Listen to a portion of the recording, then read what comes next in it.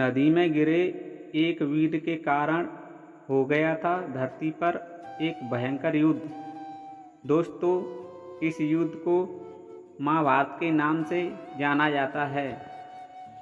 आप सभी महाभारत युद्ध के बारे में तो जानते हैं, लेकिन क्या आप जानते हैं कि इस महाभारत की शुरुआत कब से हुई थी? चलिए हम आपको इस कथा के बारे में बताते हैं। महाभारत की कथा की शुरुआत पांडु और धृतराष्ट्र की दादी सत्यवती से होती है। कहा जाता है कि सत्यवती ने ही महाभारत युद्ध की नींव रख दी थी। सत्यवती हस्तिनापुर नरेश शांतनु की पत्नी थी। दोस्तों, सत्यवती की कहानी बड़ी ही विचित्र है। चलिए जानते हैं सत्यवती के बारे में। सत्यवती का जन्म अजीबोगरीब तरीके से हुआ था। उस समय सुंदवा नाम के राजा थे। उनकी कोई संतान नहीं थी। वे एक दिन शिकार के लिए वन में गए। उनके जाने के बाद ही उनकी रानी रज्ज्वला से हो गईं। उस रानी ने अपने पक्षी के द्वारा इस समाचार को राजा के पास भिजवाया। संदेश पाकर राजा ने एक दौने में अपना वीर निकालकर पक्षी को दे दिया। पक्षी उस दौने को लेकर रानी के पास आ रहा था। रास्ते में एक दूसरा शिकारी पक्षी मिल गया और दोनों में युद्ध होने लगा। इसी बीच वह दौना पंजे से छूटकर यमुना नदी में जा गिरा। उस बहते वीर को एक मछली ने निगल लिया। वह मछली एक अप्सरा थी जो ब्रह्मा के श्राप के कारण मछली के रूप में रहती थी। उस वीर से मछली गर्भवती हो गई। गर्भ पूर्ण होने के बाद एक दिन निषाद ने मछली को जाल में फंसा लिया। जब निषाद ने मछली को चीरा तो उसके पेट से एक पुत्र और एक कन्या निकली। निषाद उन दोनों को लेकर राजा सुंदवा के पास गया। राजा ने पुत्र को अपने पास रख लिया, जिसको मत्स्यराज नाम से जाना जाता है। कन्या निषाद के पास ही रह गई। उसका नाम मत्स्यगंधा पड़ा, क्योंकि उसके शरीर से मछली की गंध निकलती थी। बड़ी होने पर वह निषाद की तरह नाव खेने का कार्य करने लगी। उस कन्या को सत्यवती के नाम से जाना जाता है। एक दिन की बात है, एक ऋषि पाराशर सत्यवती की नाव में बैठकर यमुना नदी को पार कर रहे थे। उसी समय ऋषि पाराशर सत्यवती के रूप सौंदर्य पर मोहित हो गए और सत्यवती से शारीरिक संबंध बनाने को कहा। सत्यवती बोली, मुनिवर, मेरे शरीर से मछली की गंध निकलती है, आप मुझसे दूर ही रहिए। ऋषि पाराशर ने अपने तपोबल से उस गंध को हमेशा के लिए सुगंध में बदल दिया। ऋषि पाराशर व सत्यवती दोनों ने संबंध स्थापित किए, जिससे सत्यवती को गर्भ ठहर गया और उनको एक पुत्र की प्राप्ति हुई। वही पुत्र वेद व्यास जी कहलाए।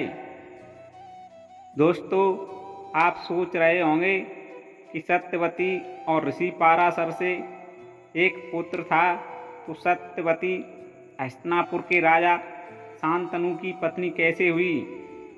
चलिए अब आपको इस बारे में बताते हैं। जब राजा शांतनु का विवाह पहले माँ गंगा के साथ हुआ था, तब माँ गंगा ने एक शर्त रखी थी कि मैं आपके साथ विवाह तो कर सकती हूँ, आपको वचन देना होगा कि मेरे किसी भी कार्य के बारे में आप पूछताछ नहीं करेंगे। राजा शांतनु ने शर्त को स्वीकार कर माँ गंगा से विवाह कर लिया। माँ गंगा के गर्भ से शांतनु के 8 पुत्र हुए, जिनमें से 7 पुत्रों को माँ गंगा ने गंगा नदी में ले जाकर बहा दिया। राजा शांतनु ने पुत्रों को बहाने के बारे में माँ गंगा से कुछ नहीं कहा।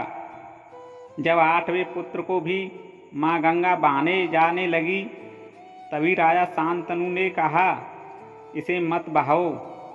इतना सुनते ही माँ गंगा अपने उस पुत्र के साथ अंतर्ध्यान हो गई। उसके बाद राजा शांतनु ने ब्रह्मचर्य का पालन करते हुए 36 वर्ष व्यतीत किए। फिर एक दिन गंगा किनारे जाकर गंगा से अपने उस पुत्र को देखने की इच्छा प्रकट की।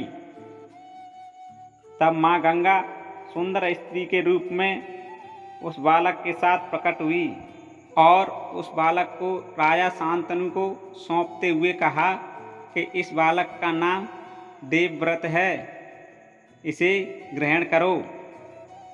यही देवव्रत आगे चलकर भीष्म कहलाया। राजा शांतनु पुत्र को पाकर अत्यंत प्रसन्न हुए और उसे हस्तिनापुर लाकर युवराज घोषित कर दिया। एक दिन की बात है, राजा शांतनु यमुना के किनारे घूम रहे थे। उन्हें नाव चलाते हुए एक सुंदर कन्या यानी सत्यवती दिखाई दी। उसके अंग अंग से सुगंध निकल रही थी। राजा शांतनु उस पर आसक्त हो गए और विवाह करने को कहा। सत्यवती ने कहा, आप मेरे पिताजी से पूछ लें। तब राजा शांतनु ने निषाद के सामने सत्यवती के विवाह का प्रस्ताव रखा। निषाद ने राजा शांतनु के प्रस्ताव को स्वीकार करते हुए एक शर्त रखी कि सत्यवती की संतान ही हस्तिनापुर की उत्तराधिकारी होगी। इतना सुनकर राजा शांतनु वापस लौट आए, क्योंकि वे पहले ही देवव्रत यानी भीष्म को हस्तिनापुर का युवराज घोषित कर चुके थे। सत्यवती के वियोग में राजा शांतनु की दशा खराब हो गई। इस दशा को देखकर देवव्रत यानी भीष्म निषाद के पास गए और निषाद की शर्त को मानकर आजीवन अविवाहित रहकर ब्रह्मचर्य का पालन करने का निषाद को वचन दिया और माँ सत्यवती और पिता शांतनु का विवाह कराया। दोस्तों, आपको वीडियो अच्छी लगी हो तो वीडियो को लाइक कर दें और हमारे द्वारा दी जाने वाली नई जानकारी के लिए आपने अभी तक मेरे चैनल को सब्सक्राइब नहीं किया है, उस चैनल को सब्सक्राइब कर लें।